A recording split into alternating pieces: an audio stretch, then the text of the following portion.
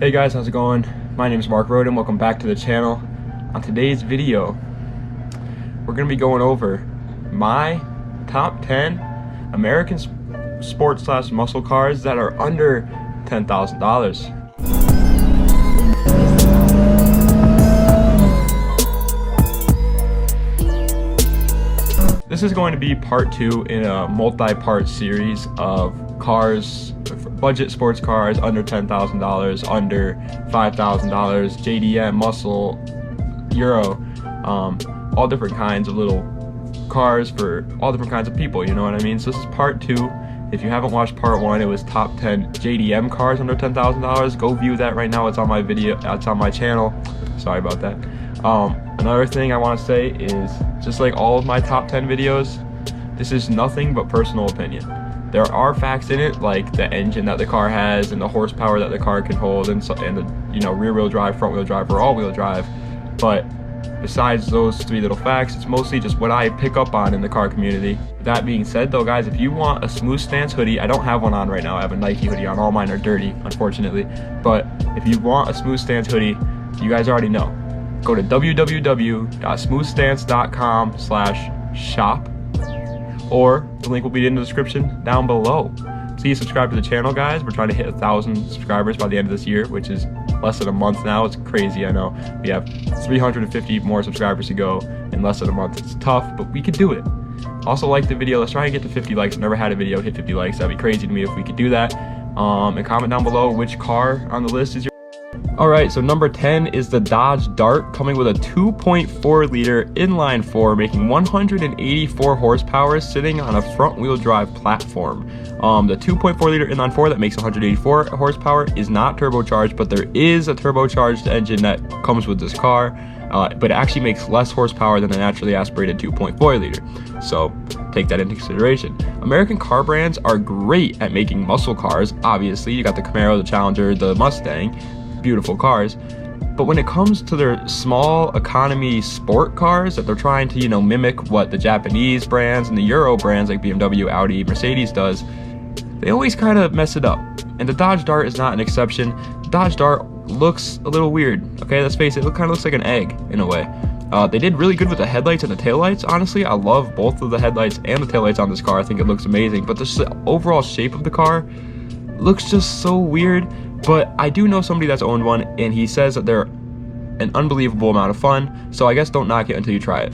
Okay, number 9 is the Jeep Grand Cherokee ZJ, not the XJ, coming with a 5.7 liter V8, making 220 horsepower, sitting on top of a 4x4 platform, of course, since it's a Jeep.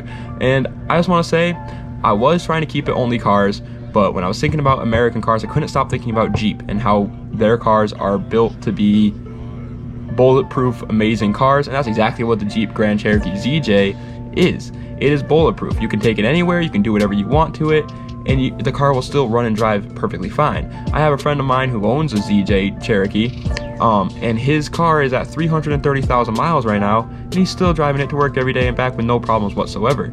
On this list, I will say the Jeep Grand Cherokee is probably your best. If you're looking for a first car that's going to be reliable, get you to work on time, but also be fun, I will say the Jeep Grand Cherokee is the best. But the only reason why I put it on number 9 is because, as you guys know, I'm not into trucks or SUVs or anything like that. Only cars, so I just don't really like it. Number 8 is the Ford Mustang GT, specifically the 5th generation, and it came with a 4.6 liter V8, making 300 horsepower on the dot, sitting on top of a rear-wheel drive platform. But be careful with that rear-wheel drive platform. As we all know, Mustangs like to hit into crowds. So since you have rear-wheel drive and you have 300 horsepower and you have a Mustang, just be a little careful, guys. Okay, just be a little careful. If it was up to me, when I think of the word Mustang, this is the one that pops up into my mind. It's the staple to the Mustang world.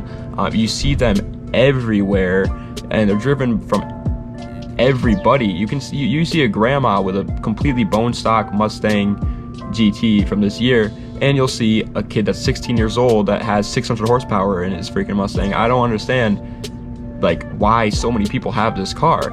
The price for these absolutely tanked for some reason, and now you can pick one up for cheaper than a 350Z, which is baffling in my opinion. Number 7 is the Chevy Cobalt, or Cobalt. I don't know how to pronounce it. Chevy Cobalt. I think it's Chevy Cobalt SS, coming with a 2-liter supercharged inline-4, making 260 horsepower. And in my personal opinion, these cars were incredibly overlooked. For some reason, people just didn't like this car, whether it was the looks or the power or the front-wheel drive, because yes, they're front-wheel drive. Who cares? It just makes it easier for the people who realize how much potential this car has to get their hands on it. So, you know, don't complain that people don't like this car, because for the people that realize, you know, how much power this car can actually produce, we'll take it. You know, we'll take this car. I have seen so many Cobalts in my life, and almost every single one of them is a sleeper. Now the Cobalt normal, like the stock, the base model Cobalt, isn't anything special, but the SS Cobalt is. And if you see one of them, I highly recommend you don't race them, especially if they're loud, because most likely those cars are pushing high numbers. People that buy those cars are not playing around. Number 6 is my personal favorite Ford Mustang ever made, and it's the Ford Mustang GT New Edge, coming with a 4.6 liter V8, also making 260 horsepower, just like the Cobalt. But this one is rear-wheel drive, so yes, it's a little more fun, and it's naturally aspirated. It doesn't have that supercharger in it like the Chevy Cobalt does. When talking about Mustangs, the New Edge is my favorite for one simple reason. It's small. I've never been, as you guys know, I don't like trucks, I don't like SUVs, I don't like huge muscle cars, I don't like heavy things like that. I like smaller, you know, mid-sized sports cars that have a little bit of horsepower, just so it's fun enough to race it on the highway, or you can swing it around a telephone pole in a parking lot and maybe crash into the telephone pole a little bit later. I highly recommend that, once again, if you're gonna buy a Ford Mustang GT New Edge, you know what you're getting yourself into, because a lot of these people that have these New Edge Mustangs are beating on them 24/7 because they're relatively dirt cheap, and they're not, people that buy them are young kids. They see a Mustang, they buy it, and they beat on them. Just be careful when you're buying one of these. Number 5 is the Chevy Camaro Fox Body, or F Body Camaro, and it came with a 5.7 liter V8 making 320 horsepower, once again sitting on top of a rear-wheel drive platform.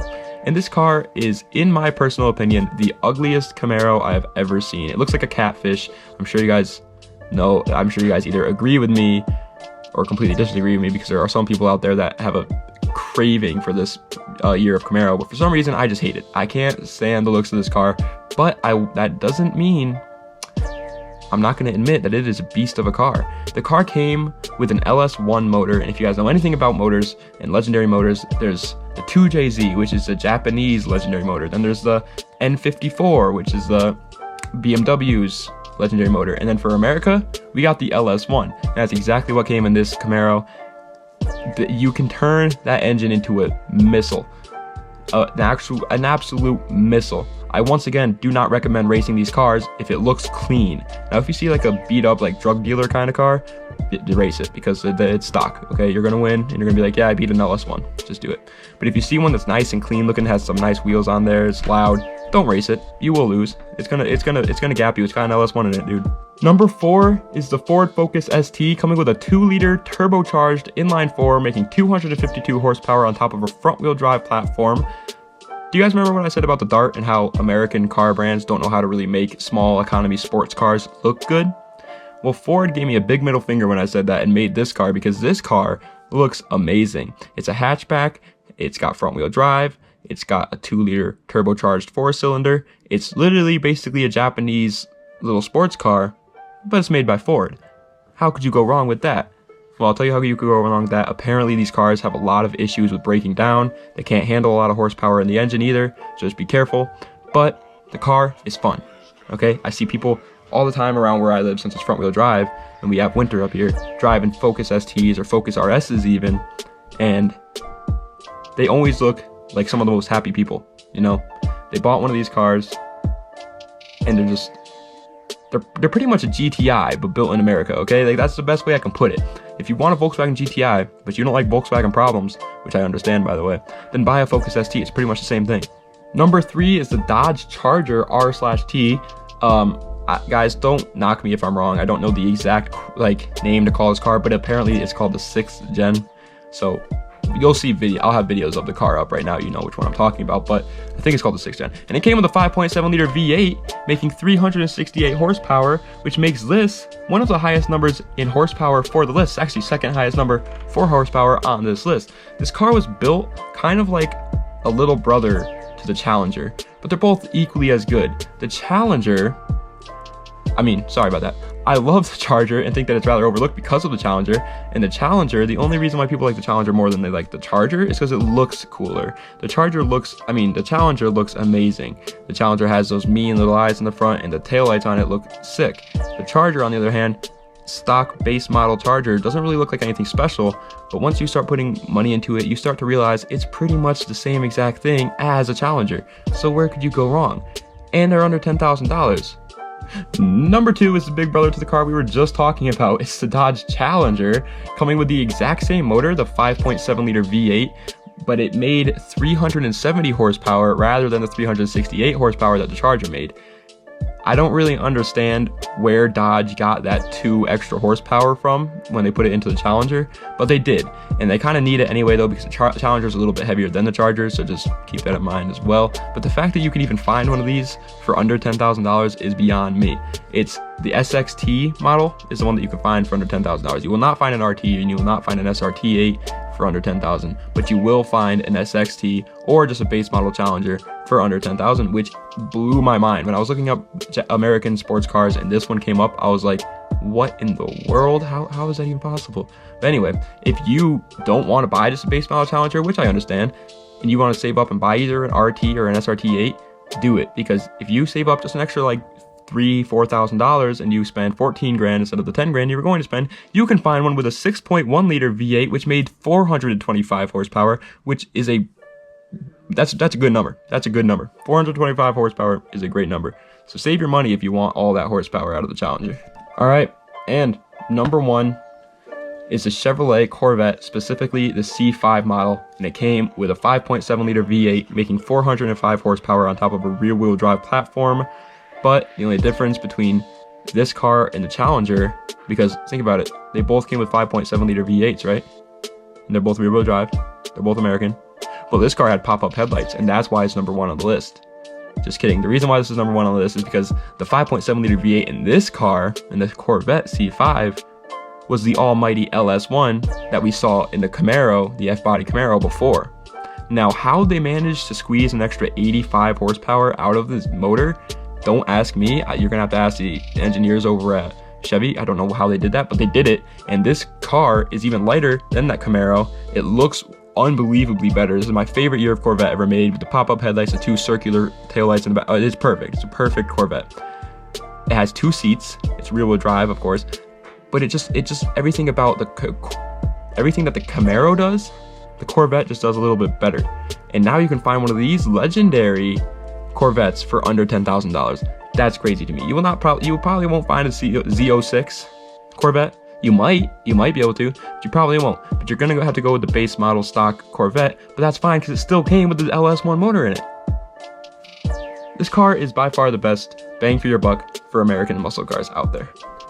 Alright, so that's the end of this video. If you guys enjoyed, please like, comment what car your favorite is that made the list, and subscribe to the channel. Like I said, we're trying to hit 1,000 subscribers by the end of this year. Got a month left. We can do it though, I believe that we can do it.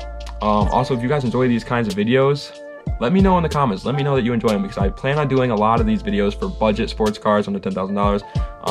I love them. I love doing them because I don't have a lot of money either. So I'm trying to look for, budget sports cars for myself. You know what I mean? So when I do it and I find these cars that are cool, I try to help you guys out. If you guys want a hoodie, SmoothStance hoodie, this is a Nike hoodie.